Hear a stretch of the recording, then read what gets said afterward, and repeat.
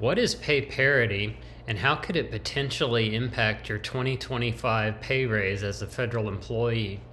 We're going to be discussing that today. Stay tuned, you won't want to miss this.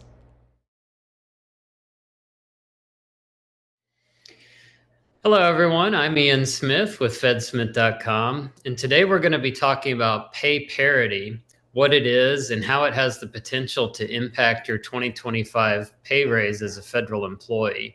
To start off, what is pay parity? Pay parity is the notion of paying federal employees the same in a given year as members of the military. In other words, giving each group the same pay raise. And it's come up this year because there's a group of lawmakers who have been pushing President Biden to issue a new pay raise that's equal to that of the military. The military's on tap to get a 4.5% pay raise next year, whereas President Biden in August authorized a 2% pay raise for federal employees. So this would more than double the pay raise for federal employees if it were to go through. And it tends to come up in years like this when there's a discrepancy between the two groups.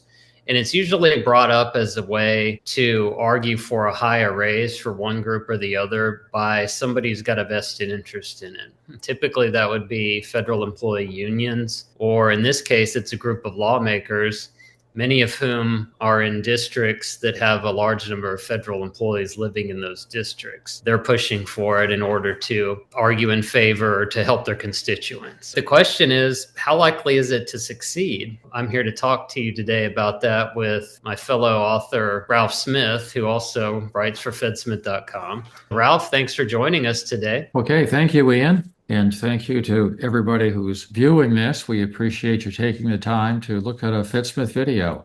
As Ian said, this year, pay parity has come up because in the proposals that have come out, we don't have parity. In August, President Biden issued an alternative pay letter, and it confirmed a 2% average pay raise for GS civilian employees. On the other hand, that's quite a bit lower, and it's certainly lower than what's been proposed for the military for next year. There was a 5.2% pay raise in 2024 for federal civilians, 4.6% in 2023, and 2.7% in 2022. For next year, right now, the National Defense Authorization Act has contained in it 4.5% for military service members.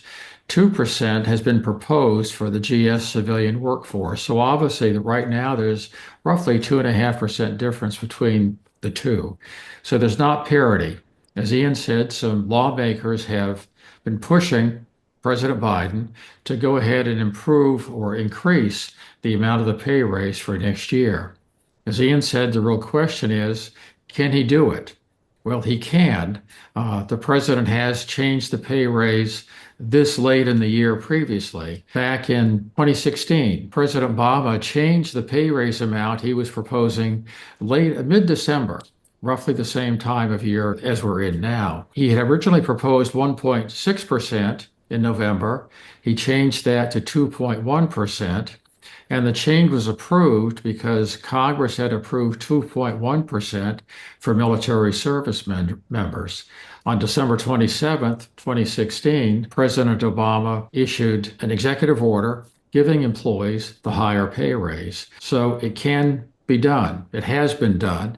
And the circumstances this year are a little bit similar to what they were when President Obama was going through the process back in 2016. That's a good point, and that's interesting that it has happened before. I'm sure that will encourage some people to know that it is at least possible. I'm glad you brought up also the average pay raise part. I should have clarified that in discussing it. 2%, if that's what the final amount is, would be an average raise, including locality pay. If I remember correctly, it was a 1.7% pay increase with another 0.3% authorized for locality pay.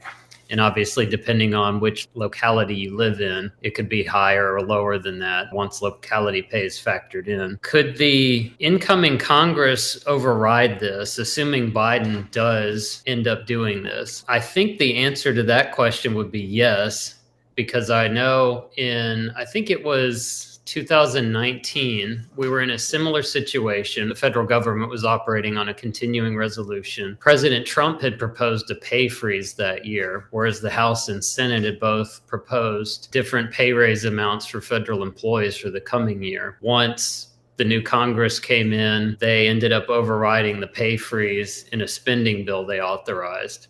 And I assume that could happen here, regardless of what the pay raise ends up being coming out of the White House. Is that your understanding? Yeah, that's right. Congress can override it, especially in a time where we've got a continuing resolution and a new administration from a different party coming in.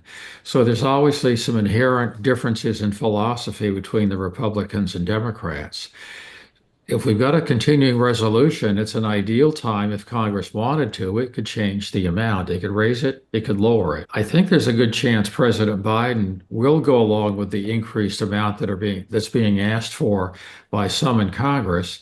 That's a guess. He didn't have to give federal employees the day off Christmas Eve, but he did. And I did an article on this a month or so ago, predicting that he wouldn't do it because it's very rarely done when it falls in the middle of the week like it does this year. But he did it.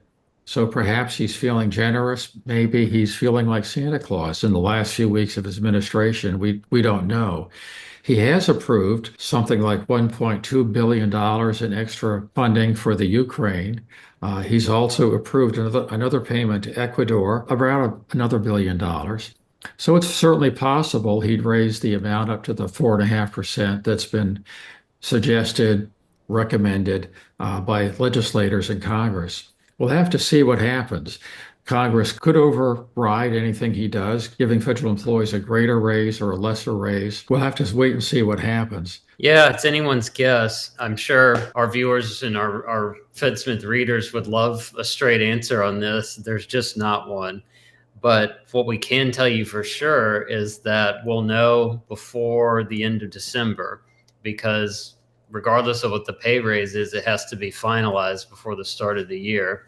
Although, as we were discussing, it's possible that Congress could come along and change it after the first of the year if, for whatever reason, if they don't like whatever President Biden ends up doing, and once you start factoring in the spending bills for the coming year. We will keep you informed either way. And we do have several articles about this.